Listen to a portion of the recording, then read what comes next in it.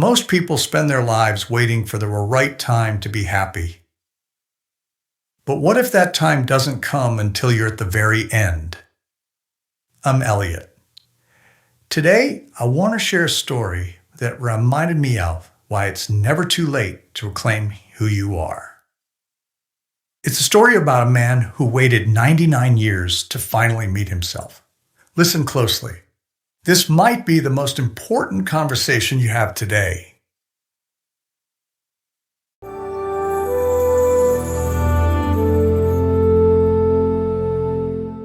I gave 79 years of my life to everyone else. My wife, my kids, my bills. But I never gave a single second to myself. I thought it was too late. I thought the boy I used to be was dead. Look at your hands. What did you bury in your drawer 30, 40 years ago? A guitar? A paintbrush? A dream? You tell yourself you're too old. That's a lie. You're not too old. You're just scared. Just like I was for 8 decades. My name is Elliot Fletcher. At 99, I finally went back to get what I left behind in 1932. If a man with 1 foot in the grave can do it, what's your excuse? Stay with me for a moment. Let me show you how to rewind your life.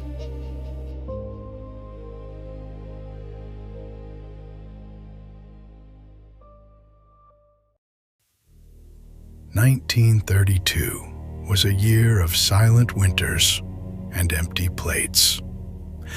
I was a young man then, with a scholarship in my pocket and a heart full of unwritten essays. I had only 1 semester left. Just a few months stood between me and a future I had dreamed of since I was a child. But the Great Depression didn't care about my dreams.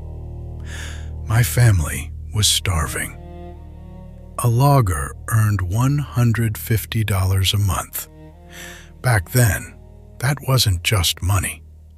It was the difference between life and death. I remember the day I pushed my scholarship letter into the back of a dark drawer. It felt like burying a friend. I promised myself every single night, just for a moment, just for a little while, I'll help my family, earn some money, and then I'll come right back. I didn't know that moment would stretch into a 79-year sentence. Every tree I cut down in those woods felt like a branch of my own soul hitting the frozen ground. I traded my graduation for bread, and for a lifetime, I wondered if I had made a deal with the devil.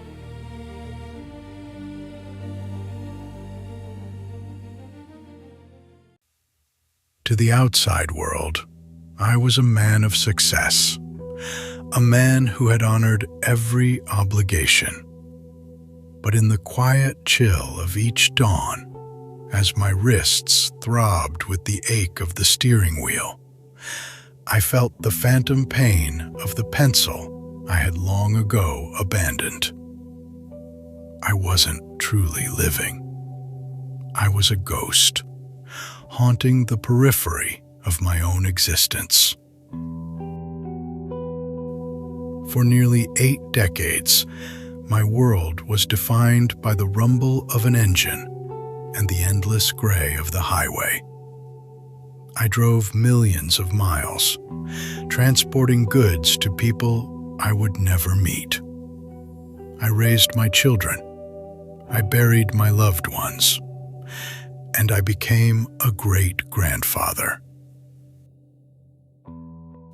Then, a few years ago, my granddaughter, a college student with the world at her fingertips, leaned over with her laptop. She pointed at the screen and said with a playful spark in her eyes, "Grandpa, you've told us about this unfinished chapter so many times. Don't you think it's finally time to go back and claim that diploma you left behind?" I laughed. I told her I was 99 and that school was for the young. But that night, the boy from 1932 wouldn't let me sleep. He whispered, "Elliot, the long journey home is over. The classroom is waiting." I realized then that I wasn't retired. I was finally free to be the person I was meant to be 80 years ago.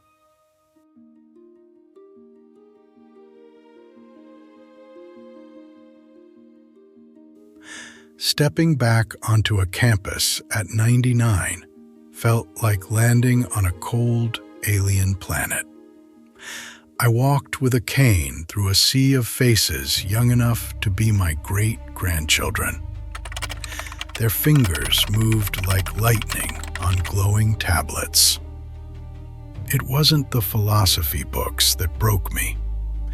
It was the digital wall.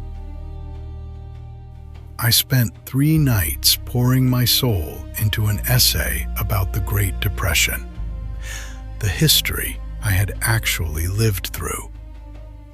I wrote it with my old pencil, my hands cramping with every word. But when I tried to hand it in, the young professor looked at me with pity. "Elliot, He said, everything must be uploaded to the portal by midnight. I can't accept paper." I went to the library, staring at the glowing screen. I didn't even know how to find the on button. I felt like a fossil trying to breathe in a world that had moved on without me.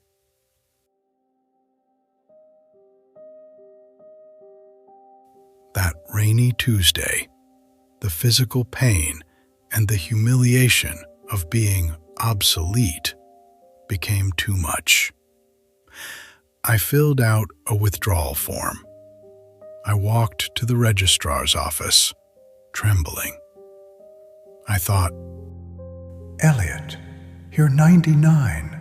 Just go home and wait for the end in peace.